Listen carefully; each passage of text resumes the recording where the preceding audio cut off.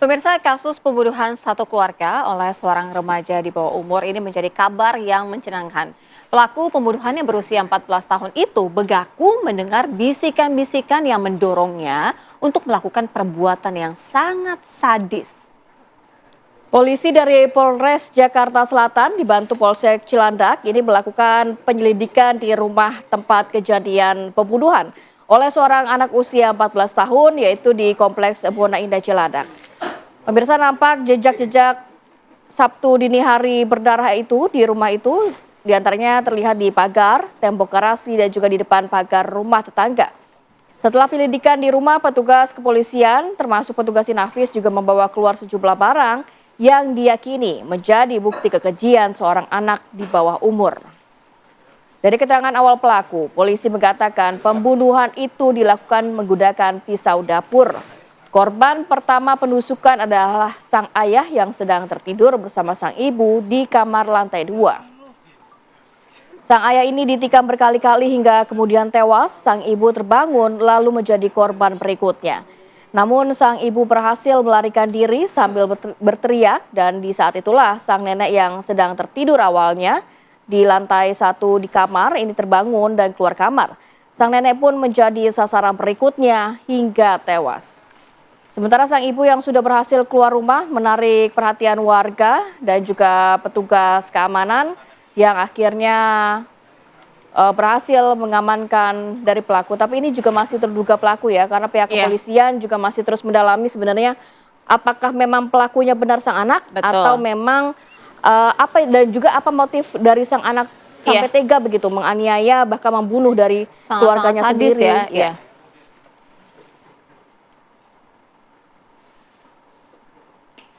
Pemirsa, usai diotopsi, nenek yang menjadi korban penikaman oleh cucunya yang masih di bawah umur dimakamkan di TPU Tanah Kusir, Jakarta Selatan.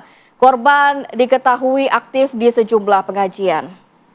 Ruth Megawati dimakamkan Sabtu sore di TPU Tanah Kusir, Kebayoran Lama, Jakarta Selatan. Ruth tewas di tangan terduga ini memang cucu kesayangannya yang baru berusia 14 tahun. Ruth dimakamkan di satu liang lahat dengan suaminya yang meninggal beberapa waktu lalu. Ruth meninggal di usia 69 tahun.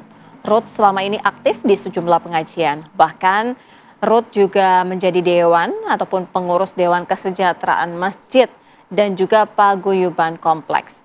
Ruth ditemukan tewas dengan sejumlah luka tusuk yang tragisnya dilakukan oleh cucu kesayangannya. Kepada polisi, sang cucu yang berusia 14 tahun itu mengaku mendengar bisikan-bisikan di kepalanya yang membuatnya ia tidak bisa tidur dini hari hingga akhirnya berujung pada penikaman pada nenek, ayah, dan juga ibunya.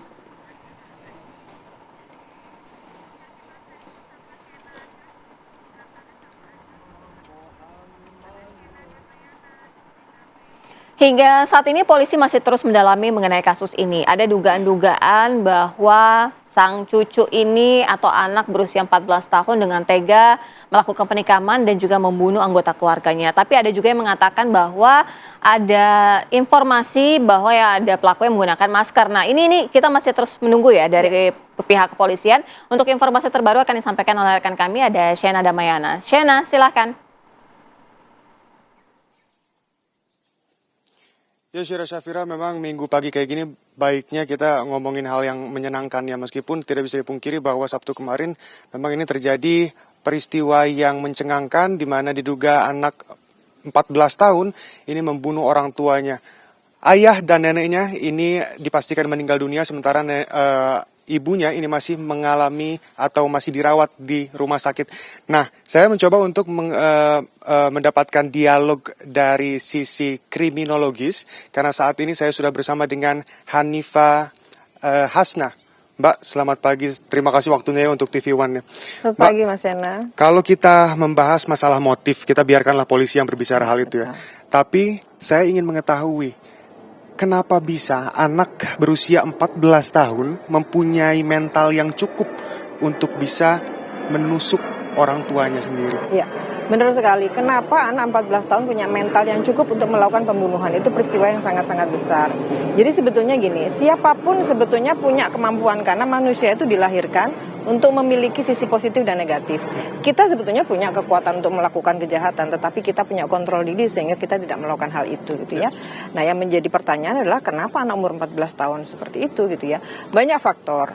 Faktor yang pertama, adanya konflik yang berkepanjangan sehingga anak ini merasa bahwa orang tua atau keluarganya itu menjadi salah satu penyebab dia menjadi tidak bahagia gitu ya, atau tekanan-tekanan yang dilakukan oleh orang tua tanpa kesepakatan, atau mungkin dia punya kepribadian yang salah gitu ya, artinya dia punya sakit secara mental, bisa jadi skizofren yang ditandai dengan delusi dan halusinasi yang membuat seseorang anak itu memiliki pemahaman-pemahaman atau pendengaran-pendengaran atau penglihatan-penglihatan yang tidak bisa dilihat oleh orang lain.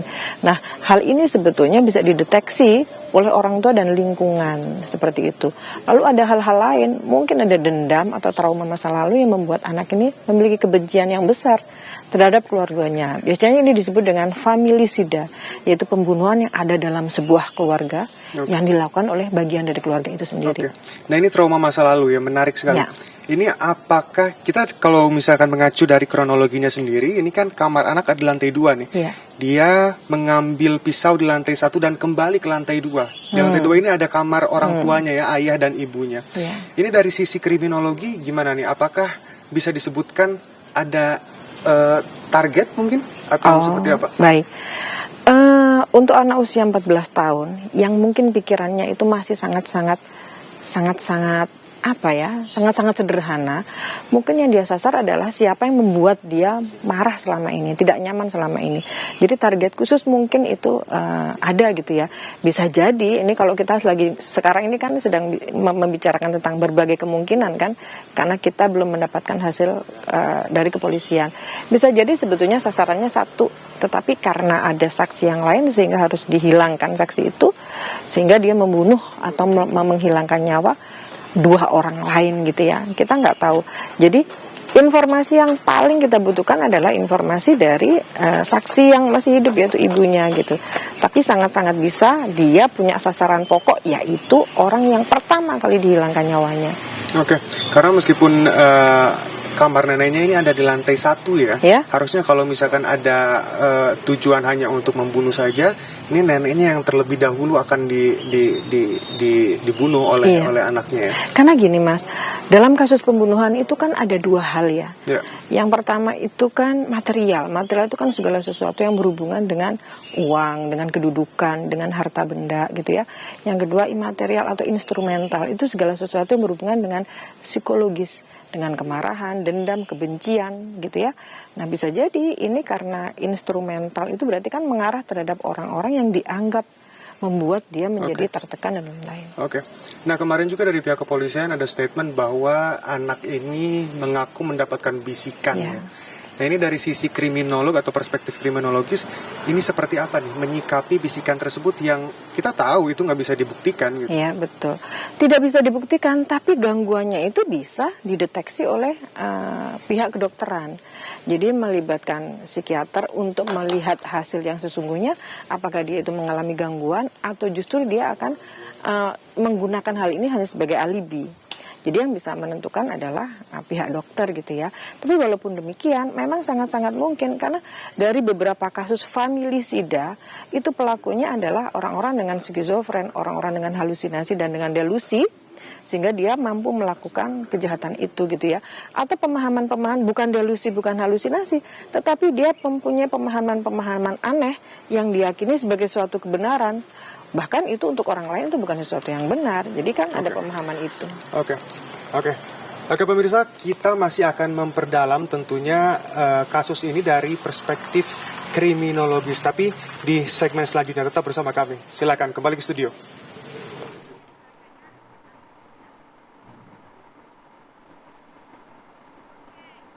Baik, terima kasih Shena Damayana. Nanti kita juga akan pantau langsung atau berbincang langsung terkait kasus ini bagaimana penanganan dari pihak kepolisian. Nanti kita juga akan bergabung dengan AKP Nurma Dewi, Kasih Humas Polres Jakarta Selatan yang sesaat lagi akan bergabung bersama kami. Tapi kita harus jeda dulu sejenak, kita akan kembali saat lagi.